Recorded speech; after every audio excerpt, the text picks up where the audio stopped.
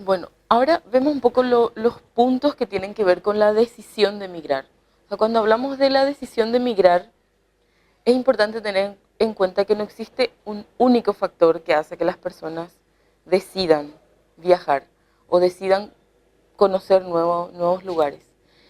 Y entonces es interesante conocer un poco esos factores que inciden en la decisión.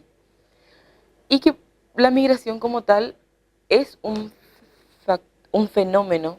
La migración es un fenómeno multicausal que responde a distintas circunstancias. Entonces, yo quiero partir del análisis que hice con la investigación de los distintos factores que inciden en la decisión de las mujeres.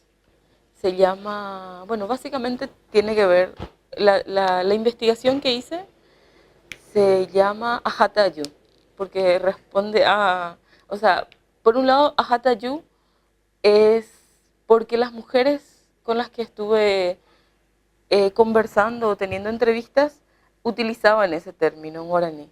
Por otro lado, porque he visto que existen expresiones así, redes de internet, existen poemas, bueno, todos vinculados al término Ajatayu con el tema migratorio. Porque Ajatayu deja abierta la posibilidad de volver o no. Entonces me pareció que una característica de la migración es esa, ¿no? Que queda abierta esa posibilidad. Entonces, en los factores que inciden en la migración aparece mucho, por un lado, el tema económico y el tema de la pobreza. Pero si bien el tema económico se puede traducir en una cuestión laboral, o sea, en lo que tienen que ver con las condiciones laborales. Y ahí es donde yo abro otra vez el análisis en cuestiones macros de carácter estructural y en cuestiones más micros de la subjetividad y la percepción de cada persona en ese proceso. Entonces, en cuanto a los factores de pobreza y a los factores económicos, podemos decir que inciden en el proceso migratorio, pero que a su vez tampoco no son los únicos elementos, porque hay personas que, teniendo en cuenta el lugar a donde van, por ejemplo, si van de Paraguay a Argentina, requieren ciertos recursos económicos y tienen que estar en un cierto estrato socioeconómico para decidir ir hasta ahí. Sin embargo, si deciden irse a España, son otros los factores socioeconómicos y los costos. Algunas veces la migración internacional no precisamente se traduce en las personas que más dinero necesitan o que más dinero tienen para emprender ese proceso migratorio.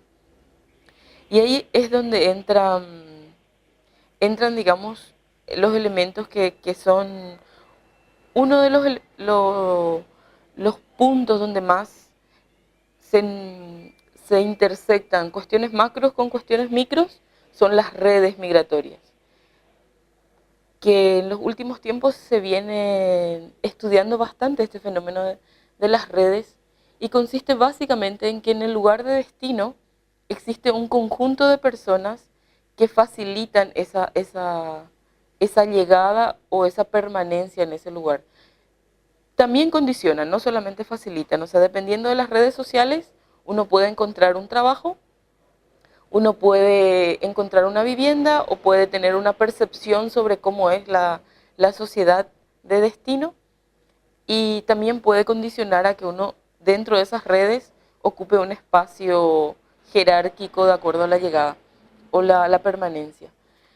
Entonces, en cuanto a los factores que yo estuve escuchando, o sea, cuando yo le preguntaba a las mujeres cómo empezó todo, por qué viniste, uno de los elementos que incidían, que es uno de los factores interesantes que me parece a nivel macro, es el tema de cómo estaban las instituciones del Estado como tal y cómo era la percepción política en ese momento que yo estuve investigando. Entonces, en la mayoría de las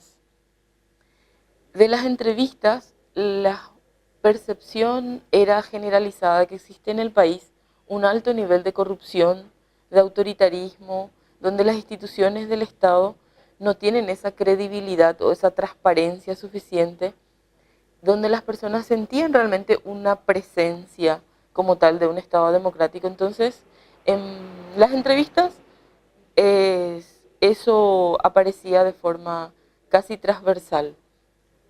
El otro factor, así como más a nivel macro, es el tema ese que no tiene que ver con un buen ingreso económico, sino que con la desigualdad en la distribución de la riqueza y la dificultad en el acceso a un trabajo digno. Por ejemplo, muchas de las mujeres decían que migraban porque siempre trabajaban mucho, pero no conseguían nunca tener un nivel económico satisfactorio. O sea, eso se traduce en una distribución de los recursos, una estructura de cómo tener recursos que sabemos que nuestro país tiene esa desigualdad. Y el otro elemento también que tiene que ver con factores estructurales que aparecieron en la, en la investigación tiene que ver con la violencia de género. La violencia de género entendida como de forma estructural entre, entre esa desigualdad en el acceso entre hombres y mujeres. Si bien la violencia de género no es una cuestión exclusivamente hacia las mujeres, pero como la investigación que yo estaba haciendo centraba en eso, entonces esa percepción de la desigualdad en el trabajo en términos de menores salarios o en términos de estar expuestas a situaciones de acoso o de tener que ser las proveedoras de la familia porque los, los hombres en general no conseguían un trabajo con con el mismo nivel económico, también incidía. Y en cuanto a la violencia de género, también mujeres que sufrían en el ámbito privado esos casos de violencia, y ahí la migración era una salida a, a salir de ese vínculo, de ese ciclo como tal. Em, por ejemplo, cuando yo estuve hablando con una de las mujeres que en una primera fase de su llegada, me di cuenta que era súper importante que ella pudiera tener, o sea, primero tener información de dónde recurrir en ese proceso donde su decisión de emigrar no precisamente estaba cargada por las características que tiene nuestra migración, ¿no? No estaba cargada de información precisa y necesaria, sino más bien por un montón de supuestos, como es una migración irregular.